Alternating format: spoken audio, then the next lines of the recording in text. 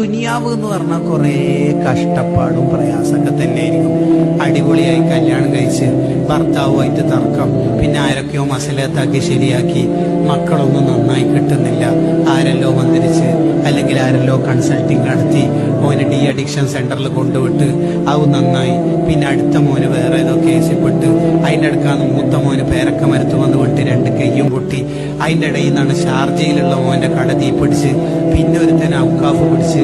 ഇങ്ങനെ പ്രശ്നവും പ്രയാസവും തലവേദനയും ഛർദിയും കഫ്കെട്ടും, കല്യാണത്തിന് ഓരോ മോൻക്കെന്തോ കണ്ണേറ്, അങ്ങനെ 5 ദിവസം പിന്നെ എന്തോ ന്യൂമോണിയ എന്ന് പറഞ്ഞിട്ട് അങ്ങനെ അഡ്മിറ്റായി.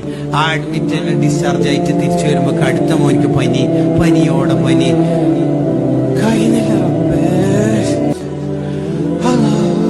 പെണ്ണുങ്ങന്മാരുടെ നെടുവേർപ്പെട്ടില്ലേ, അന്ന് അവർക്ക് തോന്നും ഈ വിഷമവും കഫ്കെട്ടും അസുഖവും പ്രയാസവും ഈ നെഞ്ചിന് കഫ്കെട്ടും ഈ ഒരു ഇതൊന്നും ഇല്ലാത്തൊരു ലോകം, അതിനാണ് സ്വർഗം എന്ന് പറയുന്നത്. അതിനാണ് സ്വർഗം എന്ന് പറയുന്നത്. അത് വേണമെന്ന് ഏത് മുമ്പിന്റെയും മനസ്സിലൊരാലോചന